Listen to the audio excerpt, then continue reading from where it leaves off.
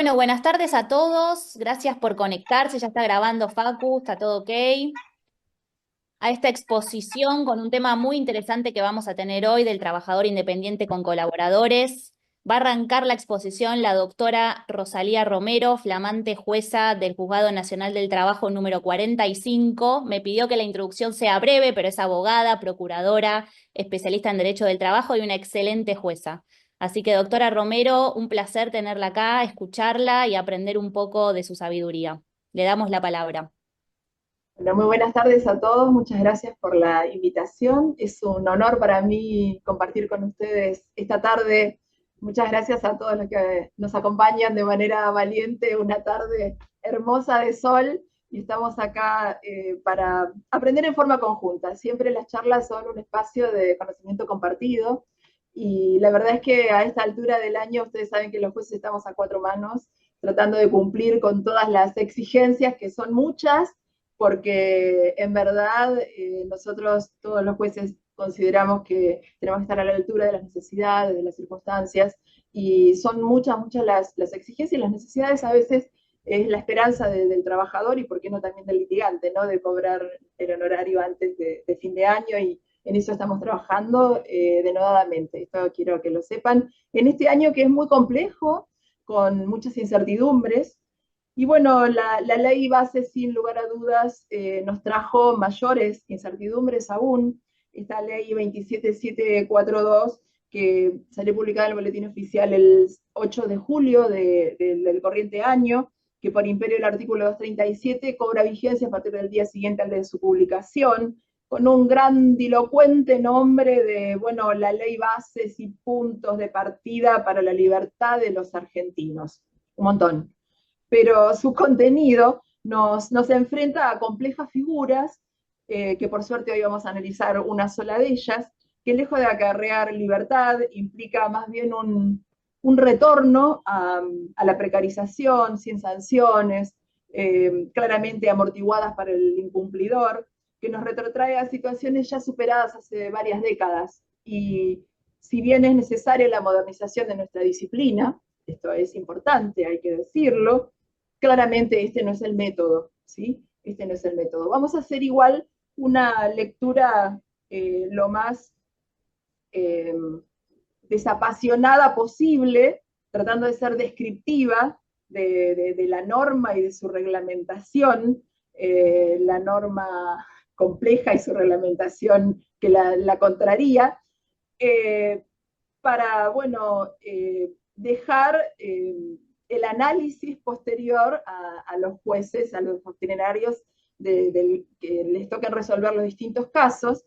Ni bien ha salido ni bien el decreto 70 del 2023, suspendida en sus efectos por imperio también de una medida cautelar, y que ya tenía en el artículo 96 esta figura del trabajador independiente y sus colaboradores, que en este caso eran cinco, cuando ni bien se sancionó allá en una tarde fría del corriente año la ley bases, eh, lo cierto es que varios autores salieron a escribir, hablaron de la caja de Pandora, los leí todos para ustedes. Una nueva caja de Pandora, dice Toselli, invitación al fraude, bueno, los tics modernos, dice Arese, pero tics no de técnica de la ciencia y la comunicación, tics trabajadores independientes, sí, colaboradores y colaboradores. Todas con críticas de las más variadas y obviamente con razón. Sin muchas precisiones, de esta manera se configura, voy a hacer una pequeña introducción, luego vamos a analizar detalladamente en un cortito PowerPoint. Yo voy a hablar el mensaje objetivo, desapasionado, si se puede, de la norma, para luego dejar paso al doctor Guillermo Contreras, que va a traer el mensaje esperanzador, ¿sí? Así que así les queda con un mensaje mejor que el que yo voy a dar, tal vez, que, bueno, va a intentar ser objetivo de la legislación vigente, que luego su alcance se analizará en los distintos casos que se presenten. Sin muchas precisiones, se configura una actividad, esta actividad del trabajador independiente y sus colaboradores, de naturaleza jurídica autónoma, entre esos trabajadores, el sujeto que los convoca, el sujeto contratante, y los terceros que sean receptores y beneficiarios de la actividad. Son todos, volvemos a la igualdad entre las partes, ¿sí? Eh, es un, sin lugar a dudas, esta libertad que pregona la ley Bases no es la libertad para los trabajadores. ¿Eh? Es una conquista del sector empresarial a partir de una flexibilización desreguladora ostensible, que también se ha dado en la década del 90, no de manera tan ostensible ni tan grave, por decirlo, ni tan, eh, tan fuerte, por no dar un calificativo eh, grotesco, si se quiere. Y lo cierto es que esta ley tiende a, como muchos autores lo han calificado, a deslaboralizar, pero su decreto vamos a ver que tiende a laboralizar. Vamos a ver, es todo así como ustedes están inmersos en esta situación de incertidumbre respecto a la actualización de los créditos laborales, tanto de los despidos, que ahora también acontece con los accidentes, bueno, estas nuevas figuras van a dar que hablar y van a generar determinadas situaciones que va a haber que ceñir, centrar, ver la naturaleza jurídica, los alcances, y vamos a ver que luego de abordar la charla, que espero ser lo más clara posible, no es tan complejo como se avisora, porque en realidad es una figura no laboral, eh, inmersa en un título que se llama Modernización del Derecho Laboral, pero que no tiene nada que ver con el derecho laboral, al menos intenta no serlo, aunque toma facetas del derecho laboral como la dependencia jurídica, técnica y económica. Con escasos precedentes en el derecho comparativo y con sustanciales diferencias al estado respecto al Estatuto del Trabajador Autónomo Económicamente Dependiente de España, el TRAD, su configuración, la configuración sui generis que se da a este trabajador independiente y sus colaboradores, apunta de alguna manera a facilitar la constitución de grupos de colaboradores emprendedores en ciertos emprendimientos para actuar fuera del marco de la ley de contrato de trabajo. Y a su vez, por descarte, laguna, imprecisión, no vaya a saber qué, legislativa, podría decirse que es una matriz medianamente abstracta que lo enrola en un contrato del derecho común, ¿sí? Regido por el Código Civil y Comercial, porque si se atiene a los lineamientos del 97 y los decretos reglamentarios, sería una figura no laboral. Y si bien son normas imperfectas y tiene algunas normas antifraude, algunas previsiones antifraude, vamos a ver claramente que su incumplimiento, cualquiera de los incumplimientos, o inclusive, aunque cumpla todos los aspectos formales, vamos a ver que habla de una declaración jurada ante la FIP de la relación independiente. Todos sabemos que esto no tiene absolutamente ningún valor, no lo ha tenido nunca y no lo va a tener ahora. Pero bueno, es un intento obsesivo por excluir a los trabajadores del marco laboral, del marco regulatorio, del marco de protección, de esta disciplina intuitiva que parte de esta relación asimétrica tan importante. Esta ley los ubica en una situación de igualdad, ¿sí? Aparece así como la igualdad como condición autónoma, ¿sí? Condiciones autónomas e independientes de una unidad de emprendimiento, tanto entre colaboradores como los trabajadores. Es una relación que se da de manera horizontal, de paridad, que colaboran entre sí con el objeto de conformar y llevar adelante estos emprendimientos productivos. El trabajador autónomo o independiente puede entonces convocar, porque dice podrá, contar o no con colaboradores, conforme la ley 27742, 3 colaboradores, y su decreto reglamentario también. Uno de sus decretos, vamos a ver que son dos, 661 del 2024 y el 847, también de este año. Bien. La dinámica ideológica que de esta disposición legal del artículo 97, que ahora lo vamos a ver en detalle, apunta en realidad a que un trabajador pueda verse asistido por otros, conformando un equipo devenido en emprendimiento productivo. La reglamentación es bastante distinta, vamos a ver, en los términos del artículo 97. El artículo 12 del decreto 661, de todos de este año, así que no voy a repetir eso, establece que las obligaciones del régimen legal se entenderán cumplidas, con excepción a las relativas a la ley de riesgos de trabajo. Vamos a ver que lo lleva a un seguro personal, lo excluye de alguna manera de la ley de riesgo de trabajo, proposiciona otros decretos de la ley del 491 del 97 que dice que sin importar el tipo de relación, todos tienen que tener una RT. Bueno, acá lo excluimos, y dice que corresponde a los trabajadores independientes, incluyendo aquellos de calidad de colaboradores e independientes, cuando se cumplimenta, cuando formen parte del movimiento productivo y tienen que cotizar conforme los trabajadores autónomos. El artículo 39 de la ley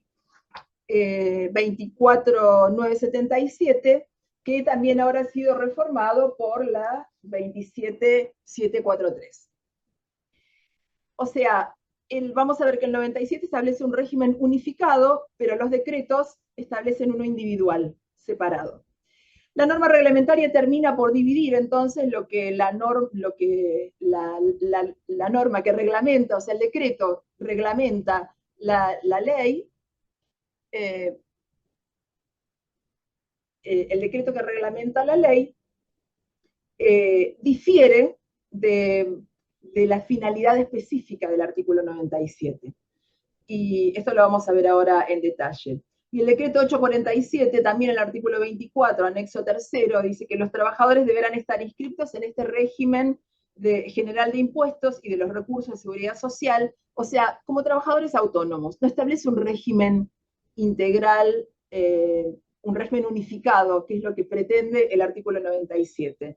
Y vamos a ver también que la presunción de laboralidad, que parece erradicar con la sustitución, establece una suerte de presunción que puede erradicar la sustitución de un trabajador dependiente por uno independiente, o bien retrotrae de alguna manera la figura del artículo 23. O sea, el decreto lo que hace es refrescar, decir, ojo que tenemos una presunción del artículo 23. Esto es lo que dice de alguna manera.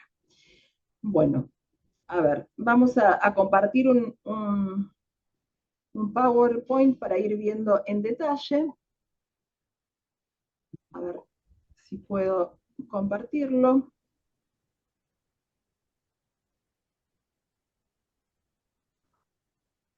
No pude, ¿no? Sí, perfecto, se ve, se ve. No, Perfecto. no es No, esto. ahí Ahí estamos. un archivo Word estabas compartiendo. No, a ver acá. ¿Y ahora? No, vas a tener que salir de esa pantalla y hacer clic en las Ok, diapositivas del PowerPoint que tenías antes. ok. Dejar de compartir. Tranquilos. Ahí estamos.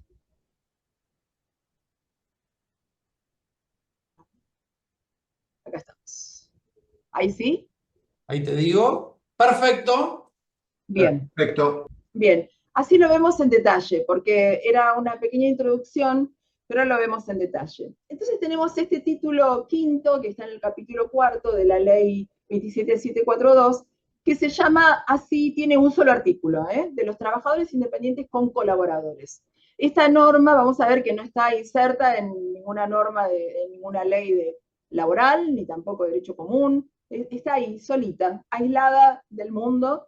Dice, el trabajador independiente podrá contar con hasta 3 trabajadores independientes para llevar adelante un emprendimiento productivo, y podrá acogerse a un régimen especial unificado que al efecto reglamentará el Poder Ejecutivo Nacional. Pero en la década del 90 era todo disponibilidad colectiva. Bueno, ahora es disponibilidad ejecutiva. El Poder Ejecutivo reglamentará todo, ¿sí? Y lamentablemente no lo reglamenta bien. Lo reglamenta en contraposición a lo que, afortunadamente para nosotros, lo que la norma madre, la norma que reglamenta, establece, ¿no? El mismo estará basado, recuerden, el artículo 96 tenía un par de párrafos, decía 5 trabajadores, Y acá el artículo, porque este artículo fue uno de los más debatidos y que contrarió a muchísimos diputados y senadores, hasta que se introdujeron algunas normas antifraude que quedaron ahí a mitad de camino. Pero bueno, es algo. Para no quedar tan en contraposición con el doctor Contreras y que él va a dar todo el mensaje esperanzador, yo les digo que todo puede ser perfectible, ¿no? Que se puede modificar, se puede interpretar. Veámoslo, tratemos de verlo con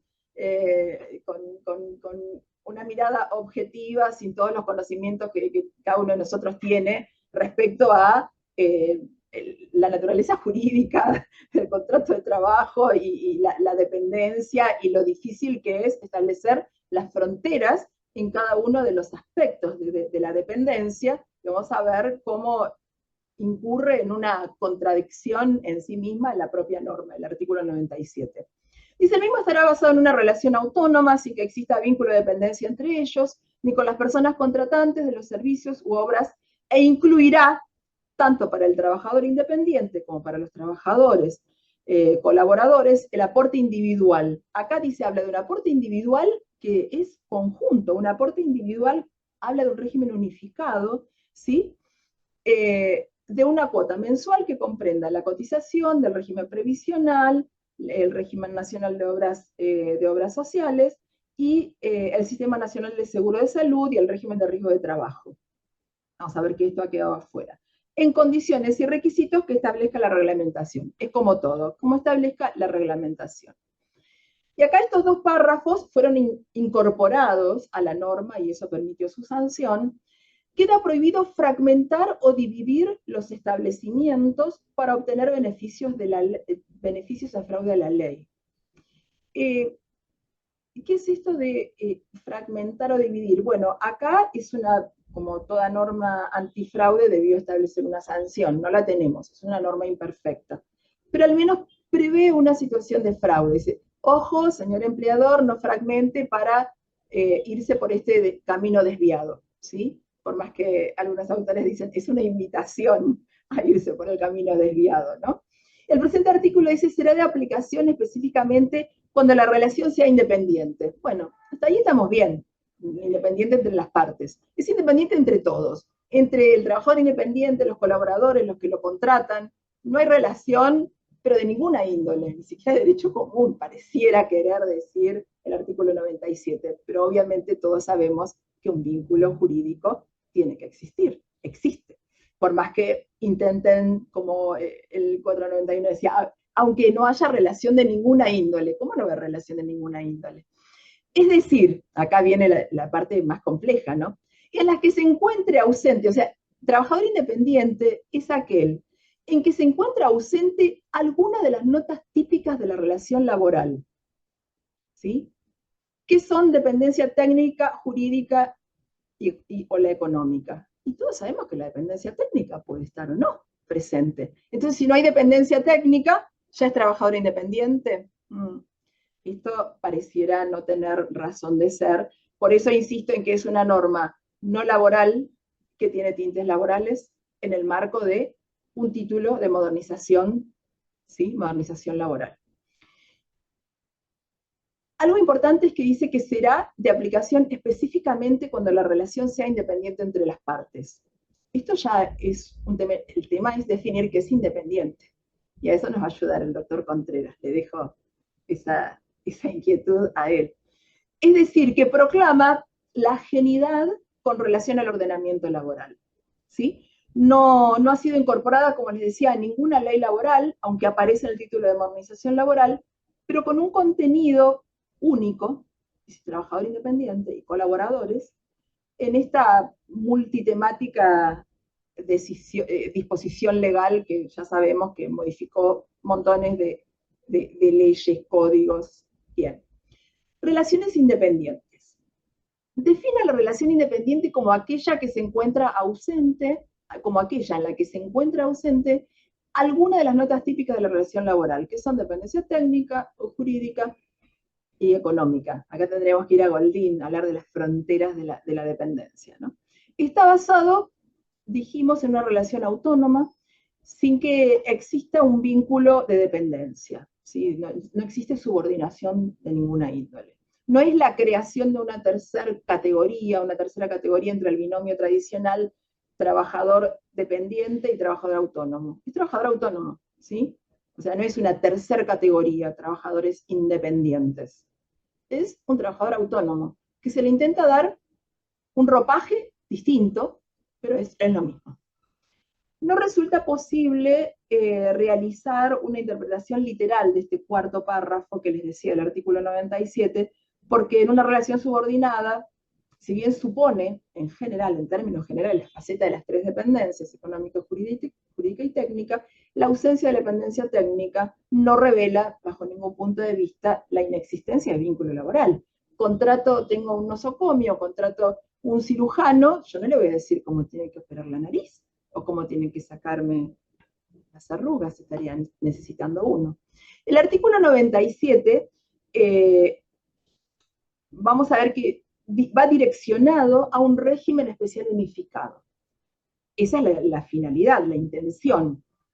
Pero bueno, no es una norma de derecho laboral y tampoco posee aptitud para modificar el ámbito de aplicación del ordenamiento jurídico laboral, ni para afectar negativamente la significación de sus categorías, porque vamos a ver esa declaración jurada de que es trabajador independiente y qué eficacia tiene ante el artículo 14, ante el 14 de la Ley de Contrato de Trabajo, ante el artículo 23, ¿qué eficacia tiene? Si todos sabemos que es un contrato realidad, es un contrato donde lo que prevalece es la verdad material, la verdad real por sobre las formas, y esto lo sabemos desde que vamos a la Facultad de Derecho, ¿sí?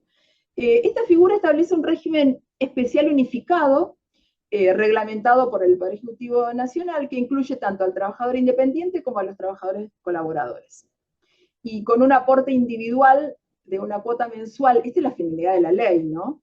Pero no terminó así. Una cuota individual mensual que comprende la cotización del régimen previsional, obras sociales, sistema de seguro y régimen de riesgo de trabajo y requisito de la reglamentación. Esta es la finalidad de la ley, no es como ha quedado. Fue reglamentada en dos partes, ¿sí? Vamos a hablar, vieron que no ponemos calificativos, no ponemos, vamos a ver cómo ando con el horario. Me voy a apurar un poquito, ustedes me van diciendo, así no le robo el tiempo al doctor Contreras. El primero de los decretos, el 661 del 2024, establece un régimen simplificado para pequeños contribuyentes, sancionada, que salió en el boletín oficial, perdón, del 24 de julio del corriente año, revela que se trata de un nuevo régimen de monotributos, no un régimen jurídico unificado, un régimen unificado. Sí, un régimen simplificado para pequeños contribuyentes, regulado en el anexo de la ley 24.977 y sus normas modificatorias y complementarias, que los sujetos analizados, dice, deben cumplir, ¿sí? Esto dice el decreto, deben cumplir con las referidas cotizaciones sin perjuicio de las obligaciones impositivas que también se sustituyen con los ingresos que deban efectuarse como consecuencia de esta adición. Si no cumple con esto, no tiene consecuencias. Pero bueno, cualquier laboralista puede decir, bueno, si no cumple con las cotizaciones establecidas en la ley, tal vez dejaría de ser independiente, no lo sabemos. El decreto, ahora lo vamos a ver en detalle, rápido porque no tenemos mucho tiempo. El decreto 847 del 2024,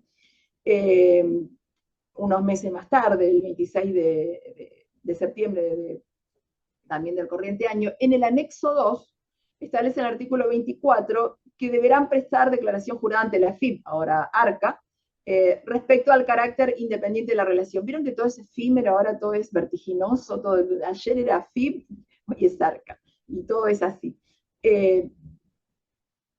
Vamos a ver qué alcance tiene esto, vamos a bosquejarlo, no podemos calificarlo, si se quiere, por decirlo de una manera sutil. El artículo 24 del anexo, tengo todas las leyes acá para ustedes. Vamos a ver.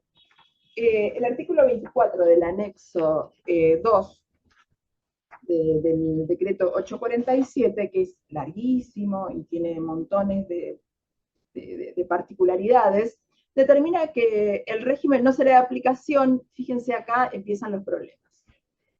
No será de aplicación, dice el artículo 97, cuando se presuma que una relación de trabajo en relación de dependencia fue sustituida por una relación entre las partes de diferente encuadre jurídico a los fines de usufructuar los beneficios del mencionado artículo. Esta presunción dice que una relación fue sustituida, o estamos hablando de una que era dependiente y la sustituimos por esta independiente, o estamos hablando de una norma antifraude que está dando a entender que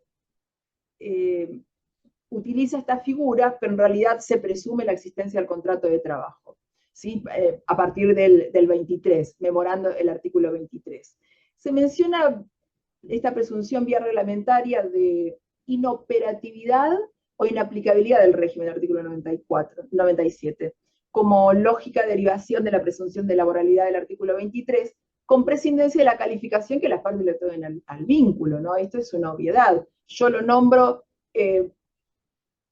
trabajador independiente, pero en realidad están las características, las notas típicas de una relación de dependencia, la más importante, dependencia jurídica, ¿sí? O la económica, donde el trabajador no se queda con los frutos, no participa de las ganancias ni de los riesgos, y bueno, ¿ese trabajador es independiente? Bueno, o autónomo, claramente no lo es, ¿sí? Es una norma antifraude que inhabilita la sustitución, esta es una interpretación, la sustitución de la relación de trabajo dependiente por una formalmente autónoma como la analizada, o bien lo que está intentando decir es que, ojo, que es inaplicable cuando existe una relación dependiente.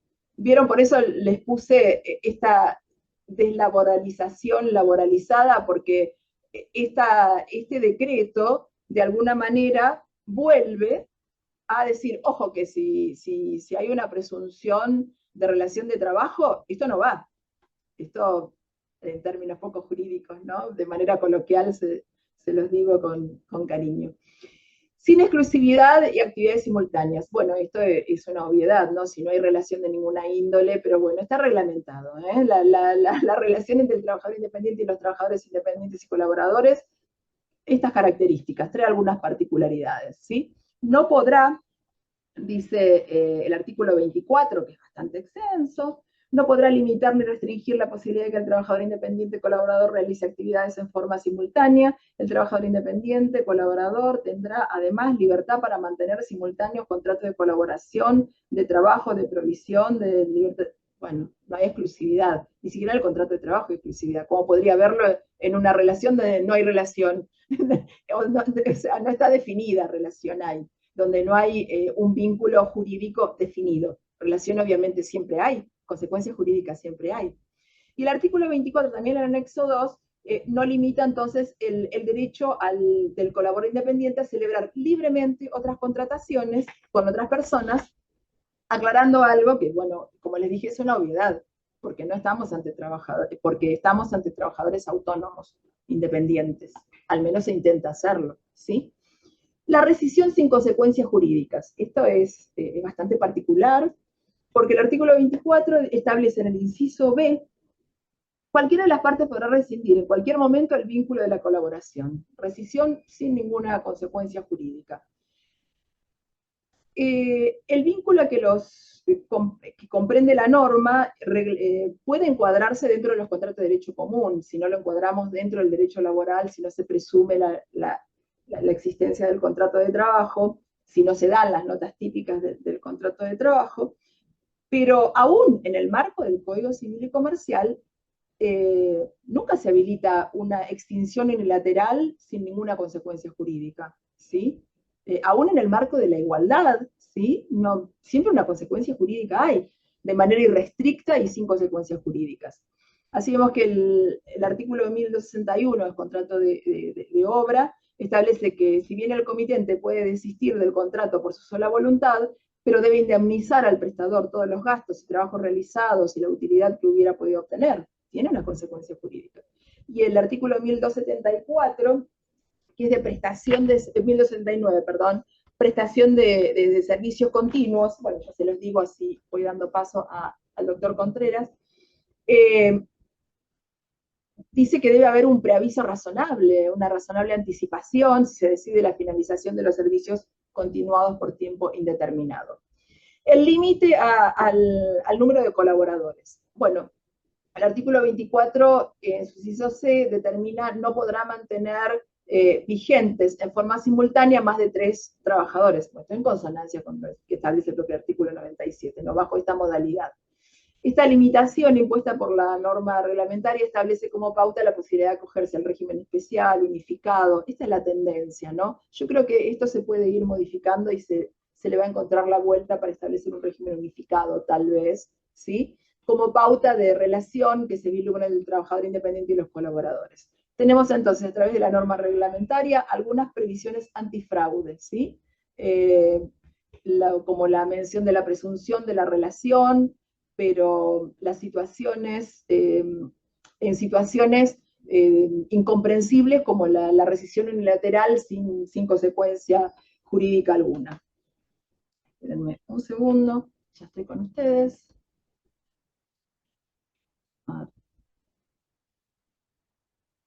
¿Dónde estamos? ¿Están todavía conmigo? Sí. Ahí. Bueno, como les dije, puedo admitir yo, ¿no? Hay una persona en espera. Como les dije, el artículo 97 establece esta figura especial, tendiente a excluirlo del derecho laboral, pero con notas típicas del derecho laboral. Una reglamentación algo confusa por ahora, que sin lugar a dudas puede mejorar. Está en manos de ustedes los planteos.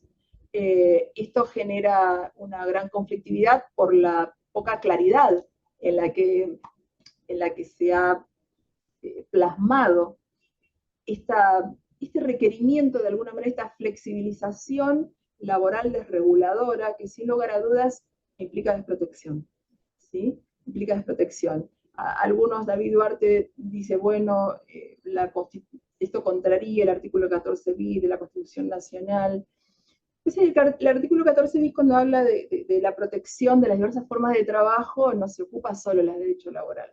Habría que darle un marco de protección, obviamente, si queremos hacer trabajadores autónomos e independientes. Si queremos crear esta figura de verdad, otorguémosle protección. Eso es muy importante. Y está más en manos de los abogados que analicen los alcances de la norma y los jueces luego que le demos alcance. Ya que hablamos tanto de Juan Bautista Alberdi, que es la vedette del momento, y las célebres y tan ponderadas bases, ¿qué dijo Alberti? Dijo, la ley, la constitución, el gobierno, son palabras vacías. Si no se reducen a hechos por la mano del juez, que en último resultado es quien hace realidad o mentira. Y yo le agrego, y los abogados que nos acercan los hechos y el análisis de la norma como lo merece la sociedad. Muchísimas gracias. Muy buenas tardes. Gracias, doctora, por la exposición. Muy buena, muy interesante. Hay algunas preguntas, Excelente. obviamente ya están acá en el chat, pero bueno, no sé si quieren dejarlas para el final y darle paso a Está el Guillermo. doctor Contreras que nos va a hablar, sí, que nos van a Exacto. presentar y él nos va a ilustrar sobre la dependencia, sobre el trabajador independiente, el del trabajador dependiente. Una sola cosita antes que empiece el doctor Contreras, ahí le pido que habilite su audio. Les quiero recordar a todos los que están participando que se pueden asociar, ahí compartimos los links, todo, como también se pueden asociar e integrar la comisión que están llevando adelante el doctor Tomás Rodríguez Aló y la doctora Elisa Serri. Gracias. Ahí dejé el mail, Facu, en el chat para quienes quieran participar de la Comisión de Derecho Individual. Aprovecho para agradecer la impecable disertación de la doctora Romero, a quien agradezco profundamente su generosidad. Ahora voy a dar lugar al segundo disertante, que es el doctor Guillermo Contreras, quien se desempeñó durante 28 años como juez del Tribunal de Trabajo número 3 del Departamento Judicial y también fue profesor titular de la Universidad Nacional de La Matanza, y a quien tuve la oportunidad de conocer en el ejercicio de la magistratura y en diversas charlas que dio, así que puedo dar fe de su coherencia y su profundo conocimiento en la materia. Así que es un honor que nos acompañe. Soy Guillermo, gracias, te doy la palabra. Muchas gracias. Bueno, agradecimientos y aclaración. Agradecimiento a, bueno, al Thierry Nahuel y a todo el equipo de la Asociación de Abogados del Fuero, y especialmente a Tomás Rodríguez Aló, quien tuvo la idea, como dije al comienzo, veremos si es buena o regular o mala, de invitarme. Dicho esto, aclaraciones previas. No sé si mi relato va a ser desapasionado, lo dudo, pero lo que sí sé es que va a ser un relato subjetivo. Me parece bien lo de la doctora Rosalía, que nos trajo un mensaje objetivo, ella es jueza en funciones. En mi caso, durante 28 años, cada vez que me invitaban a dar una charla, tenía que hacer expresiones adecuadas a ese rol que cumplí. Desde que me jubilé, ya van algunos años, mis relatos son subjetivos, por supuesto admiten opiniones y podemos discutir y tratar de ponernos de acuerdo. Dicho esto, arrancamos con las expresiones que quiero volcar. También quiero advertir, a pesar de que dije que iba a arrancar, quiero advertir que la doctora fue para atrás hasta los años 90, y yo voy a ir un poquito más atrás, porque soy un convencido de que el presente no es solo lo contemporáneo, el presente es la memoria del pasado. Y además estoy convencido que muchas cosas que nos suceden en la actualidad, en el presente, son porque olvidamos algunas cosas del pasado. Ahora sí, arranco. Tecnología y trabajo son temas profundamente entrelazados. La tecnología ha sido el cimiento sobre el que fue cambiando los modos de trabajar, de organizar y distribuir la producción.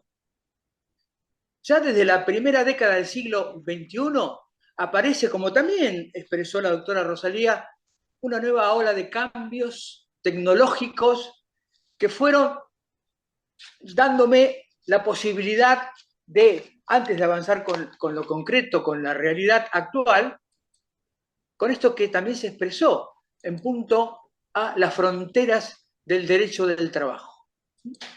Esto no es nuevo. Esto de las fronteras del derecho del trabajo es de finales del siglo XX.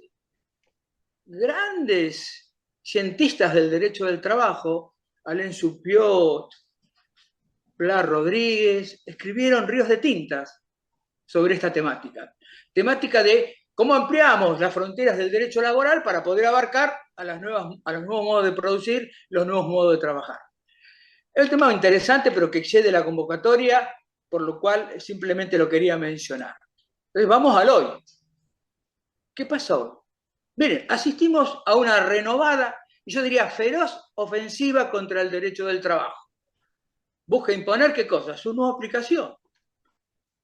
Y lo hace a través de normativas del Congreso de la Nación que persiguen anular o al menos neutralizar al derecho laboral y a los principios del derecho del trabajo.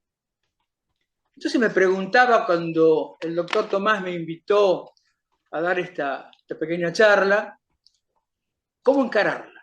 ¿No? Por un lado está lo que hizo brillantemente mi colega, con una exposición medular sobre la normativa. Y la otra es, a ver, ¿esto es nuevo? Ya dijo la doctora que no. Entonces, ¿por qué preocuparnos si es una experiencia que ya tuvimos?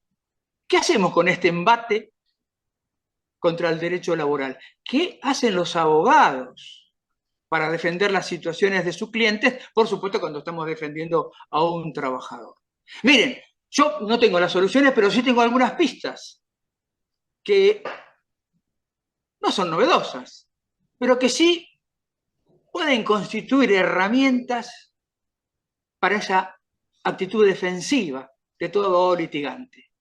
Por eso voy a comenzar repasando aquello que ya sabemos, que ya conocemos.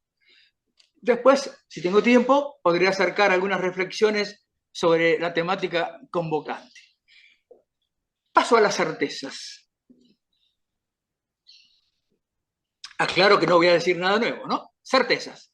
Que la calidad de empleador o de trabajador surge de la naturaleza de los hechos, No, del título de la relación jurídica entablada. Miren qué interesante esto, ¿no? Sé que lo saben. El hecho prima sobre el derecho. Los hechos priman sobre el derecho. Artículos 21 y 22 de la Ley de Contrato de Trabajo, que todos conocemos. Podemos recitar de memoria, habrá contrato de trabajo cuando una persona física se obligue a prestar servicio, realizar una obra a favor de la otra, bajo su dependencia, a cambio de una remuneración, etcétera, etcétera, etcétera. No los quiero agobiar. Tampoco los voy a agobiar recitando de memoria el artículo 22 de la Ley de Contrato de Trabajo, que es para mí el corazón de esta temática. Hechos primando sobre el derecho. Cuando la persona física comienza a ejecutar sus obligaciones, hay relación de trabajo. Esto está vigente. Como está vigente también la regla de la aplicación de la norma más favorable. Artículo 9 de la Ley de Contrato de Trabajo. Sigue vigente el principio de interpretación y aplicación de la ley conforme a los principios de justicia social, los generales del derecho y la equidad y la buena fe. Artículo 11 de la Ley de Contrato de Trabajo. Sobre este artículo me quiero detener brevemente en los principios de justicia social, que no son mayoritariamente enunciados. ¿Qué es la justicia social? ¿Qué es esto de los principios de la justicia social? Miren, muy brevemente, porque excede la temática, la justicia es dar a cada uno lo que le corresponde. Pero, y ahí aparece la justicia social, en la búsqueda del bien común. Este principio de justicia social no es tan mencionado, pero creo que tiene una importancia, por eso lo traje. ¿Qué sigue vigente? Lo dijo la doctora, la nulidad por fraude laboral, por aparentar normas contractuales no laborales. ¿Qué sigue vigente? La presunción de existencia del contrato de trabajo reconocida, aprobada la prestación personal. Claro, acá entramos en el artículo 23, la primera parte. Esto está vigente, a pesar del intento reformista de convalidar el fraude, como también lo expresó el expositor anterior, al haber eliminado el segundo párrafo que impedía el fraude. ¿Eso es todo? No, no, no. Tenemos los principios del derecho del trabajo. Estos principios del derecho del trabajo siguen operando. Y atención, lo sabemos, pero es bueno recordarlo. No solo como regla de interpretación, dado que tiene un carácter vinculante sobre el que voy a volver al finalizar mi exposición. Y ahora los jueces. Sigue vigente que los jueces, en los casos sometidos a su decisión, cuentan con la facultad de crear, en cada caso ocurrente, presunciones judiciales, basadas en una regla o su máxima experiencia. Todo esto son herramientas que ustedes conocen, pero las quise traer de nuevo. Porque esto es lo conocido. Y alguien me puede decir, de los que me están escuchando, bueno, doctor, todo bien, soy laboralista, pero ¿qué pasa con lo nuevo? ¿Qué pasa con el decreto 847? ¿Qué pasa con las reformas a los artículos 2 y 23? ¿Qué pasa con los decretos reglamentarios que diera cuenta la colega, la doctora preopinante, diríamos, si estuviera en un legislativo? Miren, antes de abordar la temática del presente, del hoy, tengo una pregunta para todos. Eliminar la aplicación de la normativa laboral, del derecho laboral, ¿constituye una novedad? La doctora anticipó que no. Les voy a leer algo y les voy a pedir que se ubiquen en el tiempo y en el espacio, a ver qué les parece. Leo textual. El derecho del trabajo viene siendo combatido con fervor, con tenacidad por aquellos que pretenden hacerlo desaparecer. Es la revancha de la lucha ideológica que se libró a comienzos del siglo XX y ahora, en los primeros años del siglo XXI, quiere volverse a repetir. ¿Cuál es el ánimo? Cambiar el resultado. De aquella lucha de comienzos del siglo anterior surgió el derecho del trabajo. Y de esta lucha que se inicia en este siglo se quiere destruirlo, hacerlo desaparecer o limitarlos sustancialmente. ¿Quién habrá dicho esto? Altieri, Raffaelli, Romualdi, Cornaglia. No, lo dijo Américo Pla Rodríguez en una conferencia dada en Perú en el año 2001. Nada nuevo bajo el sol. Y ahora sí vamos a tratar de entrar en lo que yo titulé, en un punto de esta exposición, modificaciones o deformaciones a la ley de contrato de trabajo. La norma preveía: el derecho de la prestación de servicio hace presumir la existencia de un contrato de trabajo, salvo lo que ya conocemos, que por las circunstancias, las relaciones o causas que lo motiven, se demuestre lo contrario. También decía, esta presunción opera igualmente aun cuando se utilicen figuras no laborales. ¿Qué hizo la reforma? Eliminó el segundo párrafo y agregó: esta presunción no será de aplicación cuando la relación se trate de contrataciones de obras o de servicios profesionales o de oficios y se emitan los recibos o facturas pertinentes o un pago a través del sistema bancario que la reglamentación establecerá. Dicha ausencia de presunción se extiende a todos los efectos, inclusive a la seguridad social. Miren, si me quedo con lo que dije, esta norma que está vigente, diría que es para preocuparme, para que nos preocupemos. Pero vamos a rescatar lo que se puede rescatar. La nueva redacción de este artículo 23 conserva la estructura anterior. Sigue en pie la presunción. Existencia de contrato de trabajo reconocida o aprobada la prestación personal. Es cierto que sustrae de su ámbito de aplicación determinadas relaciones, cuando establece, como también expresó la doctora, la presunción no será de aplicación en contrataciones de obra o de servicios profesionales o de oficios y se emitan los recibos, etcétera, etcétera. Mire, cuando leí esto por primera vez dije, bueno, el legislador finge demencia. Parece desconocer que justamente quienes buscan evadir sus obligaciones como empleador disfrazan el contrato de trabajo bajo la apariencia de otras figuras, como justamente la locación de obra, servicio, agencia, etc. También me pregunté si por ahí ignoraba el legislador el principio de primacía de la realidad, sobre lo cual no me detengo porque también la doctora Rosalía hizo algunas expresiones. Porque la verdad es que negar operatividad a la presunción legal, precisamente en el campo de instrumentos más utilizados para la simulación, repugnante. Y como dije, un grave olvido del deber del Congreso Nacional de proteger al trabajo en todas sus formas. Bien, doctor, una segunda pregunta que podría recibir. ¿Todo perdido entonces? Miren, yo creo que no. Y les traje algunas expresiones que no son mías, si bien les voy a aportar algo. Es del doctor Massa en un trabajo reciente. Y dice el doctor Massa lo siguiente: la reforma se limitó a suprimir la operatividad de la presunción del artículo 23, pero, escuchen esto, no avanzó negando legislativamente naturaleza laboral a ese tipo de vinculaciones. Bueno, alguien puede decir, bueno, pues esto es obvio.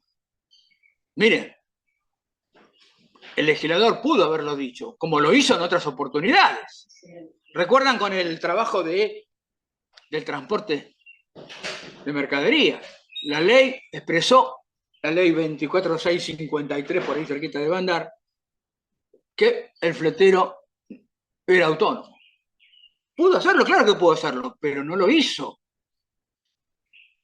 Poca claridad, ciertamente. Y además hay confusión, justamente algunas de ellas son las contradicciones que se dan entre los decretos reglamentarios de la ley de base.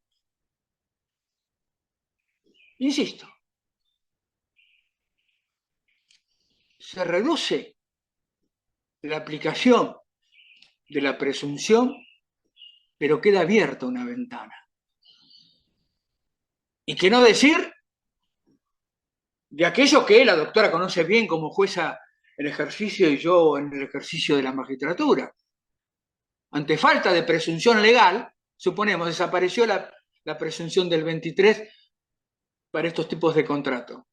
Los jueces, en cada caso ocurrente, pueden introducir de modo fundado una presunción según la cual se tenga provisionalmente por cierta una conclusión que anticipa la experiencia judicial en hipótesis similares.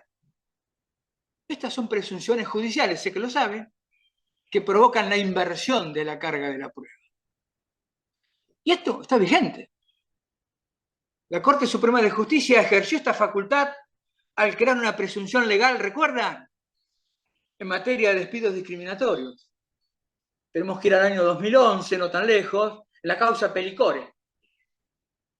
La Corte Suprema del país estableció un nuevo estándar probatorio según el cual, demostrado un hecho premisa, se produce en el proceso la inversión de la carga probatoria. Lo sabemos, recayendo sobre el demandado en esa situación la necesidad de demostrar que no ocurrió lo presumido judicialmente. Esta doctrina Pelicore lo que da es fue ratificada.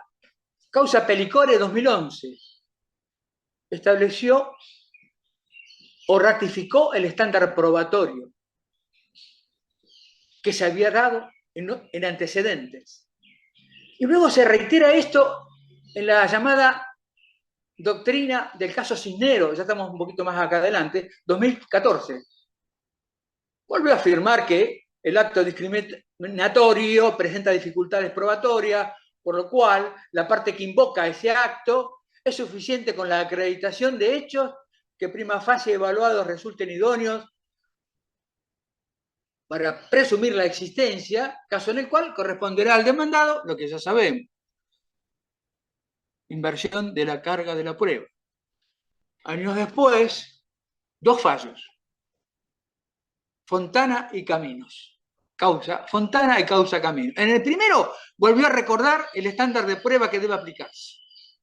Y repitió e insistió sobre lo dicho en Pelicore y lo dicho en la causa Cisneros. Replicó el estándar probatorio.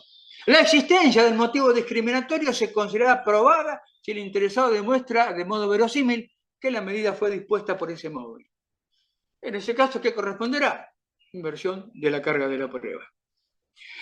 Y hay un segundo caso, y con esto termino esta parte de las presunciones judiciales, que es la causa Caminos contra un colegio. Es un caso interesante, por ahí seguramente lo recuerdan, es de Córdoba. La justicia de Córdoba había resuelto que el despido de quien trabajaba en un colegio no era discriminatorio. La actora, que era una mujer, preceptora, accionó por considerarlo discriminatorio. Se había divulgado por medios públicos un romance con un ex alumno. ¿Qué hizo la Corte Suprema de la Justicia de la Nación? Revocó la sentencia, devolvió los autos al tribunal de origen para que se dictara un nuevo pronunciamiento, basándose en el dictamen del procurador. Ni siquiera trabajó demasiado la Corte.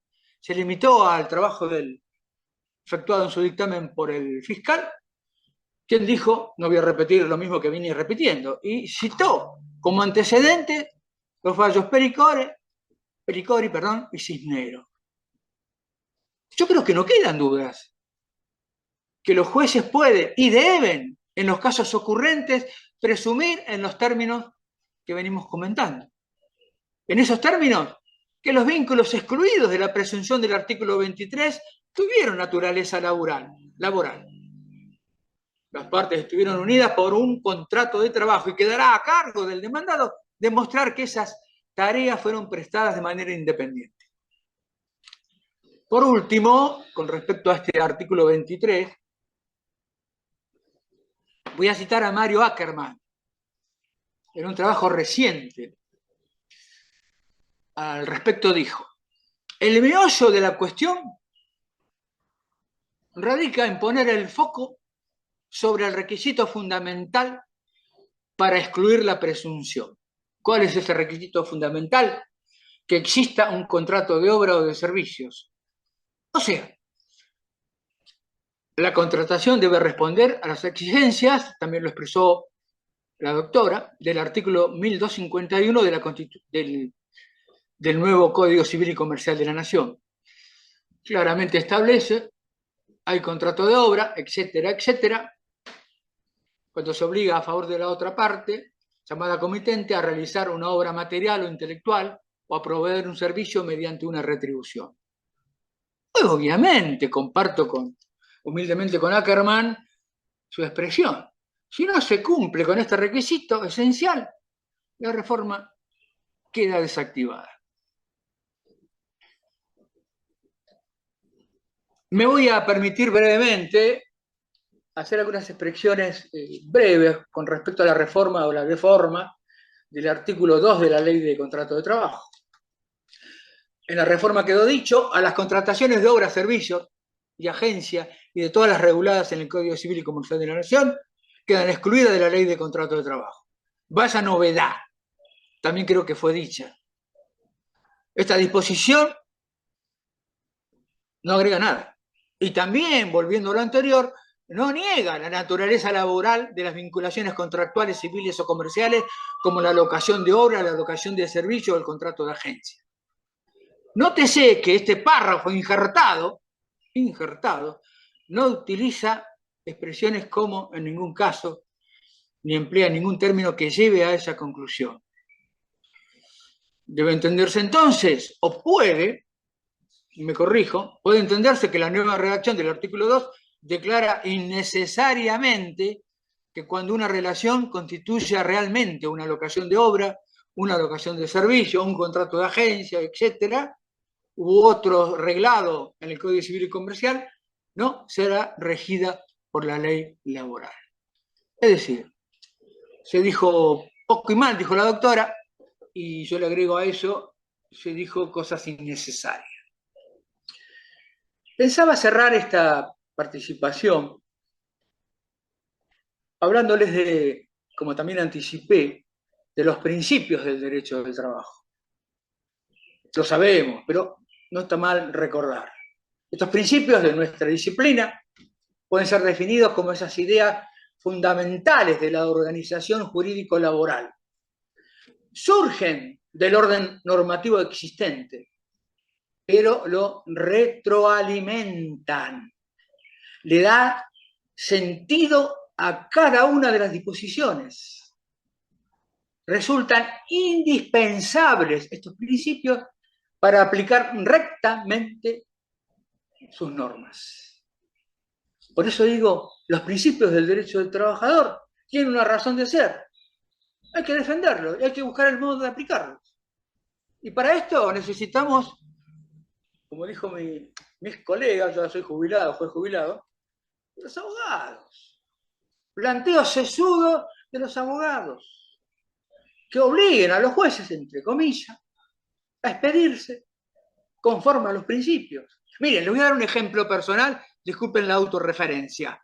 Año 99, Bisotti es del 2004, si no me equivoco, y yo les hablo, yo era juez a partir del año 91, y en el año 99 entra en la causa Rivera Lerman, con una papelera muy conocida en ese momento, Masú, la papelera Masú. Los términos, para hacerlo bien cortito, eran parecidos a Bisotti. Era alguien que tenía un sueldo importante, le aplicaron el tope y se lo redujeron. Miserablemente se lo redujeron.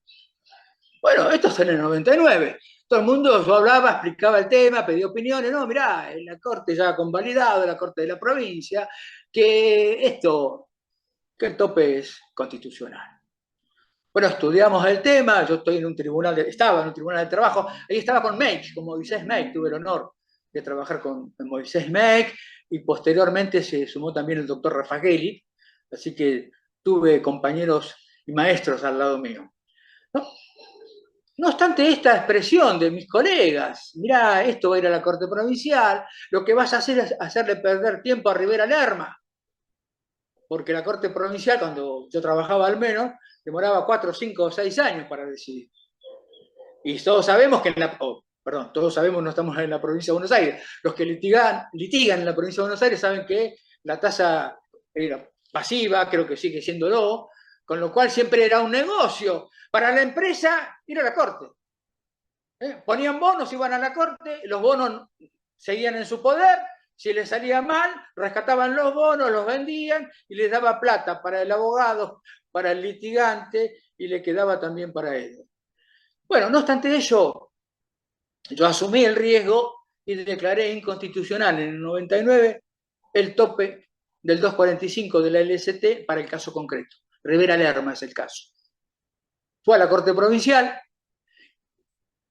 pasó un tiempo, y no me pregunten qué pasó en el medio, pero en un momento la Corte Provincial nos devuelve los autos al Tribunal 3 de La Matanza, diciendo que las partes habían pedido el inicio de una gestión conciliatoria. Bueno, volvió a la Matanza, al Tribunal Laboral, y por supuesto se concilió en muy buenos términos. Hubo un abogado que lo planteó. Dijo, esto es inconstitucional, no me importa lo que diga la Suprema, en este caso la Corte Suprema de la Provincia de Buenos Aires. Y hubo 3 jueces, un tribunal, que dijimos, esto no está bien, principios generales del derecho, normativa internacional, e inconstitucional en el caso concreto, y Rivera Lerma cobró lo que le correspondía.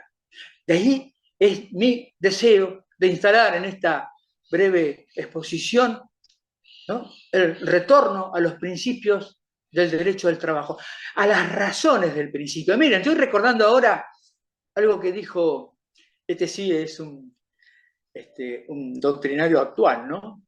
Esto lo dijo Cornaglia. Para que entendiéramos la importancia de los principios, dijo, mire, en otras palabras más académicas, es como cuando construimos una estructura, cimientos, cemento, nos vamos para arriba. Y cuando está terminada nadie mira los cimientos, nadie mira la estructura. Pero ellos están ahí abajo. Ellos quedan en pie. Y si yo quiero, y acá van a recordar Villa Gesell, decía, no, recordar Villa Gesell digo yo, el expositor decía, el edificio puede ser parcialmente modificado y actualizado y remozado, pero si se comete el error de alterar los cimientos, lo más probable es que se derrumbe, y así pasó en el hotel de Villa Gesell. Los principios generales del derecho tienen como función esencial constituir un patrimonio indisponible de derechos para quienes integran una clase social, los trabajadores bajo relación de dependencia. Esta indisponibilidad afecta esencialmente el poder de contratación y apropiación del trabajo por parte de los empleadores. Apropiación, decía Cornaglia, del trabajo por parte de los empleadores. Y aquí, de mi propia cosecha, quiero decir lo siguiente. Debemos destacar que los empleadores se los visibiliza como dadores de trabajo. Es medio romántico, ¿no? Ellos dan trabajo. Y a algunos trabajadores quizás les ha pasado, y dicen, no, bueno, él me da trabajo. Yo prefiero llamarlo tomadores de la fuerza de trabajo, que pone a disposición un trabajador, que resigna porciones importantes de libertad. Colegas, el empleador no es un héroe, como algunos pretenden. Ambos sujetos son valiosos, no obstante la asimetría. También ha dicho Cornaglia que el principio de progresividad tiene correlato con la idea de que el derecho del trabajo cumple la función de rescate. Esto lo subrayé cuando se lo estaba robando a Cornaglia. Quiere rescatar al hiposuficiente, decía Meig. Y además actúa como una válvula que impide que se pueda retroceder en los niveles de conquistas ya logrados. El sistema adquiere coherencia, el sistema jurídico adquiere coherencia en función del principio, en función de los principios del derecho del trabajo. Las normas se deben a los principios. De ello se desprende la fuerza vinculante que dije al principio, ¿se acuerdan? Esa fuerza vinculante de los principios que no solo son una regla de interpretación, como a muchos les gusta decir, y lo es, por supuesto, sino es una fuente material normativa. Repito, los principios se constituyen en una fuente material normativa. Y voy concluyendo. Miren, para que la justicia laboral sea un verdadero vallado contra los excesos del poder, será necesario lo siguiente. Primero, ya lo dije, y lo dijo la doctora, el sesudo planteo de los abogados. Y después, que los jueces quieran incidir en un debate que pone en tensión al derecho y la economía. Hay una lucha, hay una tensión. Y los jueces los tienen que hacer, en mi humilde opinión, desde la opción que priorice al hombre sobre el mercado, que priorice al trabajador sobre los mercaderes. Y esto tiene que estar sustentado en valores, en principios, en reglas, que marcan un camino largo, que va desde el principio de indemnidad, que todos conocemos, y el de aceptación acumulativa, del principio de progresividad y no regresividad. ¿Son tiempos difíciles estos? Sí, lo son. Creo que es esencial recordar lo que ya dije. Y agrego, los principios del derecho de trabajo son dinámicos. Dinámicos. Y eso implica, por sobre todas las cosas, cuestionan al orden vigente en cuanto este orden implica que se está impidiendo la protección a la persona en situación de trabajo. Por todo esto entiendo humildemente decisivo reafirmarnos en la razón de ser de estos principios, que le dan esa sustancialidad a nuestra disciplina. Frente a su asedio, el del principio del siglo y el actual, los principios del derecho del trabajo deben ser defendidos y sobre todo aplicados. Así se podrá impedir los errores y los excesos del legislador. Y quiero cerrar como empecé. Mencioné la justicia social, ¿recuerdan? La ley de contrato de trabajo, la interpretación. Bueno, la justicia social es un objetivo por el cual se debe trabajar siempre, siempre. No lo olviden, colegas.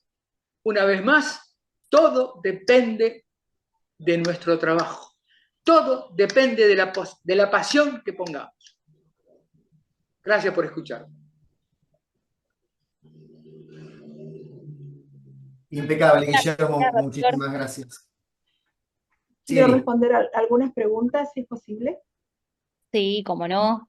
Vi varias preguntas, quiero responder un par porque algunas son muy casuísticas.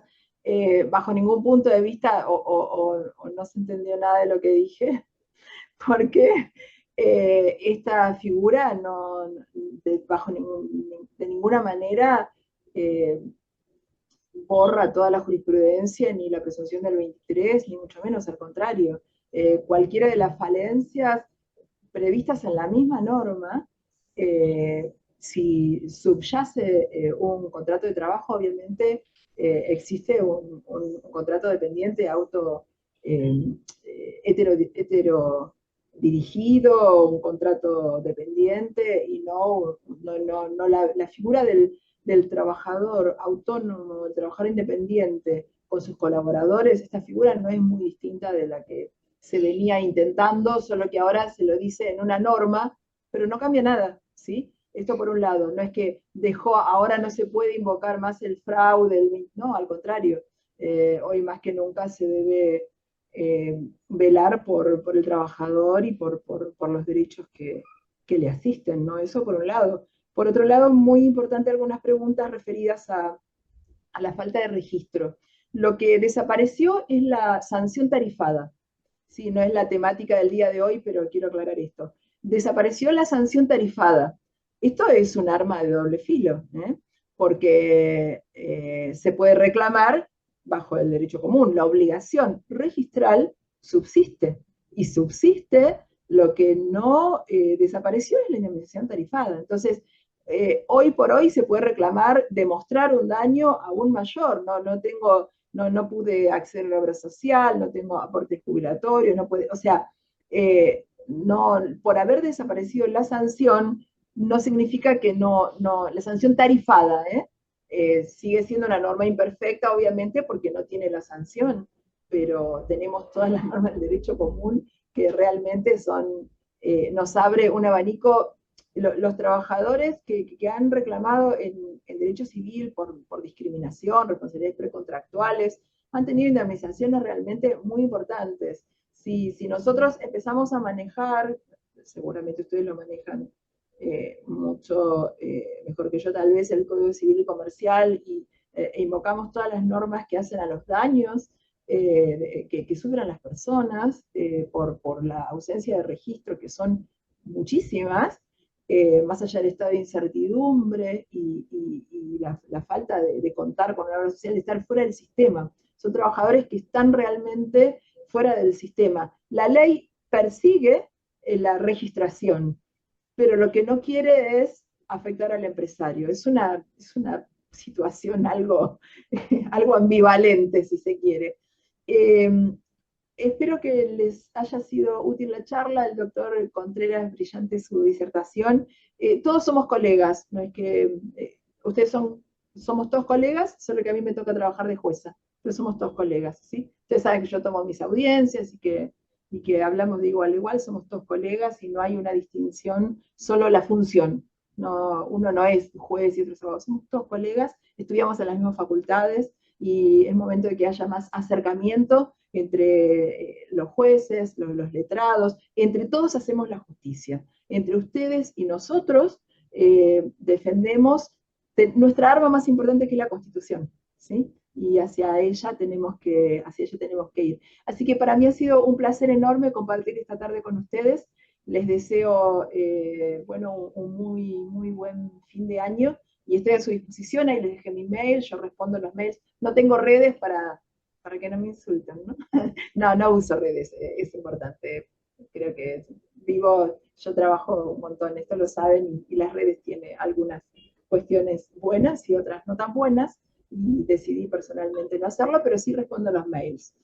Como decía Nahuel Altieri, quería darme alguna instrucción de cómo cambiar el nombre. No soy analfabeta tecnológica, pero no vivo pendiente de las redes. Entonces, bueno, un placer, muchísimas gracias, a disposición. Muchas gracias, doctora Romero. Fue un verdadero placer tenerla con nosotros. En mi caso, simplemente expresar que tienen una herramienta muy interesante de estos días. El doctor Altieri, con una colega que se me escapa ahora el nombre, un apellido que se me escapa, hizo un trabajo muy interesante sobre cómo plantear inconstitucionalidades y violación a las convenciones internacionales, que me parece que no tiene desperdicio, y aconsejó desde hace 2 o 3 días. Y bueno, agradecerles por escucharme y bueno, e invitarlos a la lucha por la justicia social. Gracias. Doctora Rosalía, una sola cosita, gracias a ambos, doctor Contreras, Rosalía. Romero, nos van a pedir seguramente después el PowerPoint que compartió, que lo vamos a poder subir al canal de YouTube que tenemos. No sé si los chicos los tienen. Está muteada, doctora. Si no quiere superponerme con mi brillante coequiper. Sí, obvio, sí, se los comparto. Más que nada para que vean la reglamentación, los artículos importantes, el 24, este reenvío al sistema de trabajadores, la simplificación y demás. Bueno, a disposición, muchas gracias, muy honrada por haber compartido esta tarde con ustedes. Sí, hermoso ver a tanta gente querida. Un placer verdadero para mí y un gusto haber compartido con el doctor Contreras, que fue un honor. Bueno, muchas gracias a todos.